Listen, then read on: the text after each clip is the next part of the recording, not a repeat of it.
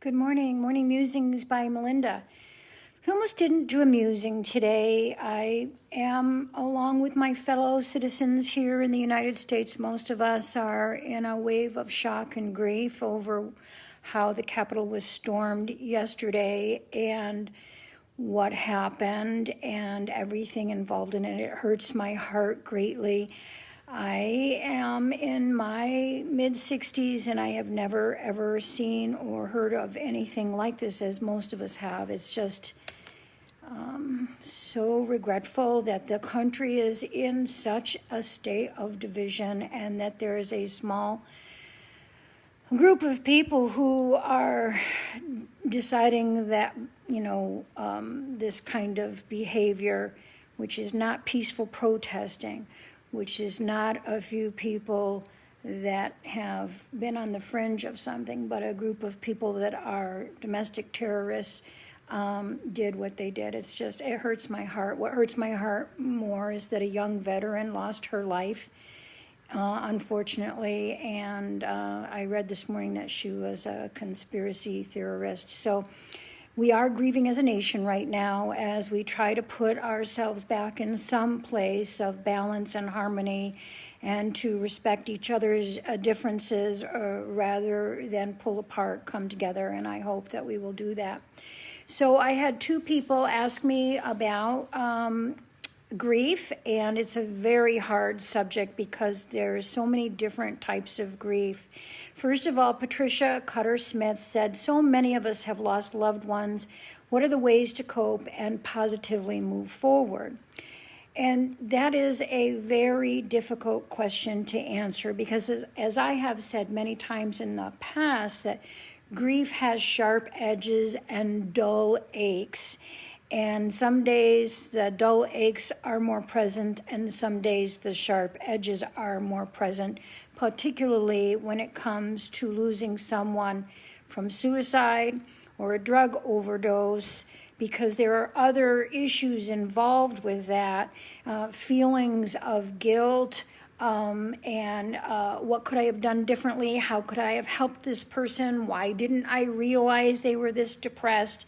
Those kinds of feelings coupled with the grief make it very difficult to find your footing and to find balance. So it is one of those things that grief is a complicated issue. You're not supposed to lose your child, right? And so losing one's child is additionally very, very difficult. Again, if you lose your child from something like cancer or an accident, the grief is a little bit of a different type of grief than if you've lost your child to suicide or addiction. But still, it's a loss that, those of us who have not lost a children hope to never experience. And unless you've lost a child, you don't really know that kind of pain. And that kind of pain doesn't go away.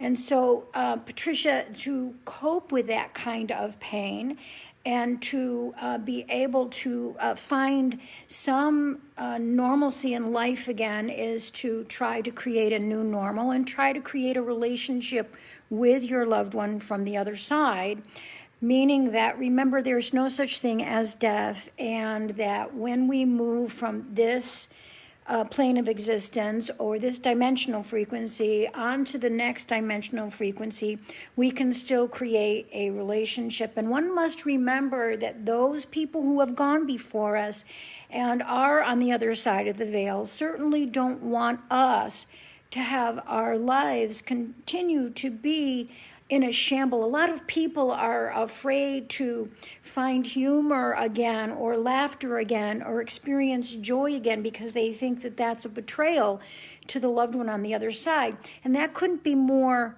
opposite. Your person on the other side who's easily able to observe you and continue a relationship with you, whether you recognize it or not, does not want your life ruined by their movement over to the other plane before you.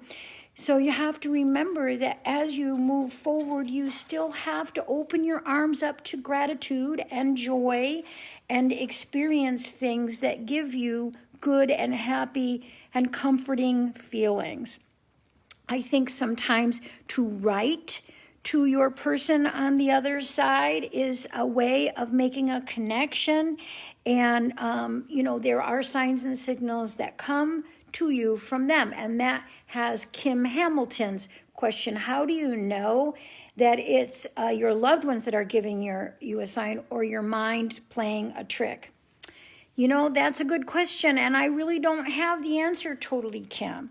And that goes back to what we talked about yesterday on understanding synchronized events, or things that happen coincidentally, or things that happen that are, dropped into your lap in an amazing way, right?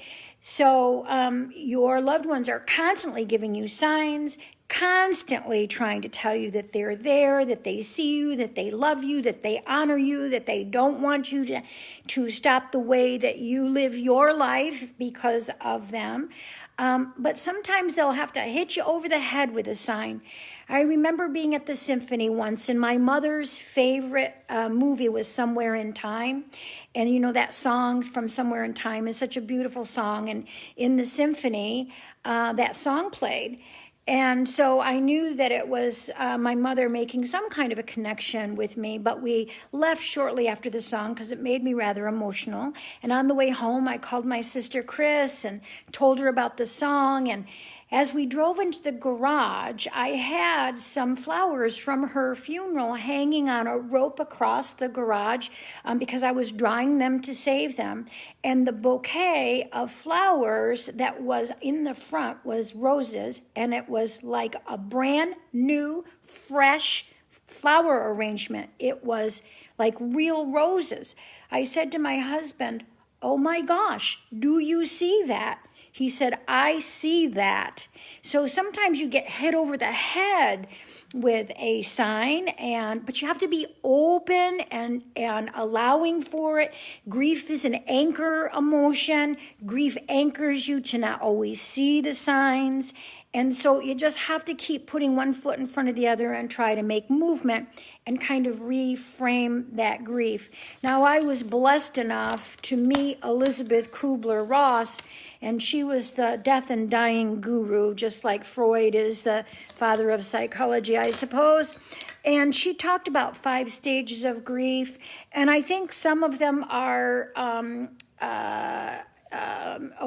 thank you for continuing to talk to me. I'm sorry, I am going to look at your comments in a minute. So anyway, she talked about the 5 stages of grief, and I think some of them are applicable and some of them aren't. But some of her books are great. She talked about denial, anger, bargaining, depression, and acceptance.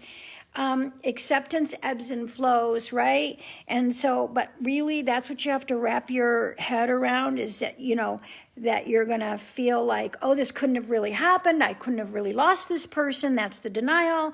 Oh, I'm mad at God. I'm mad at myself. I'm mad, at whatever. Oh God, if only I would be so good, if only. That's the bargaining, depression, moving into that place where you feel like you can't move, and then finally into the acceptance phase that this is what's happening. I often tell people it is not the first year of loss that's the hardest. It's actually the second. And that's because the first year is giving you this shock. People get through funerals and stuff because they're in a state of shock that it happened. And so they mark the firsts through the first year. This is my first Christmas without him, my first birthday without him, my first anniversary, et cetera, et cetera. And so you're kind of marking the first. And then the second year, it all just kind of settles in, okay?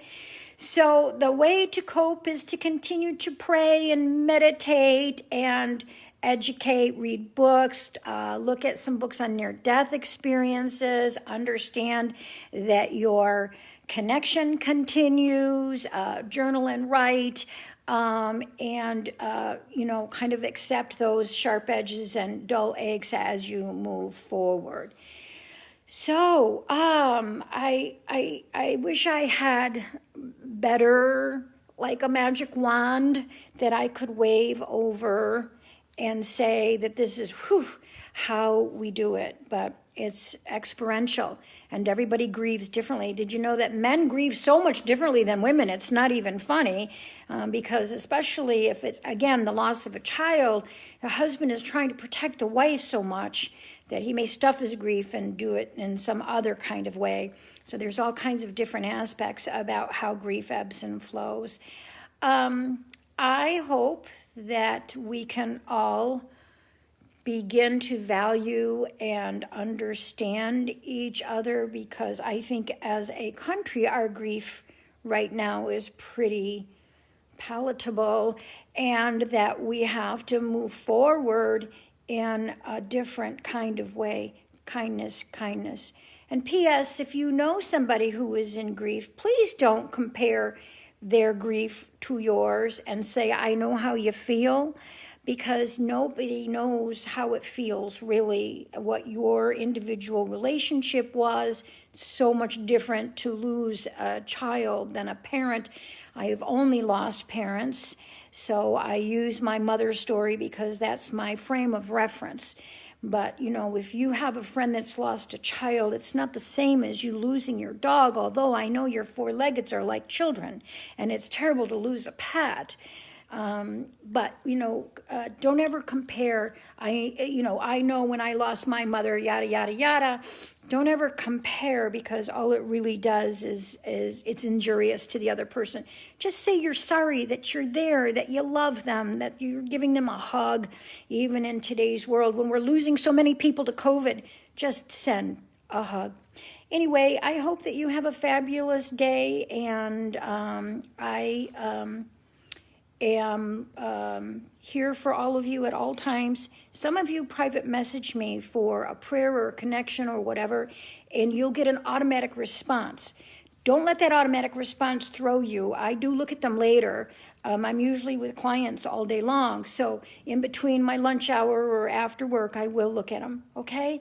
And again, remember that if you are going to go to a medium to connect with your loved one to help you with the loss and the grief, make sure that medium is giving you exact information that they could not know before you believe anything else that's being said. Have a great day.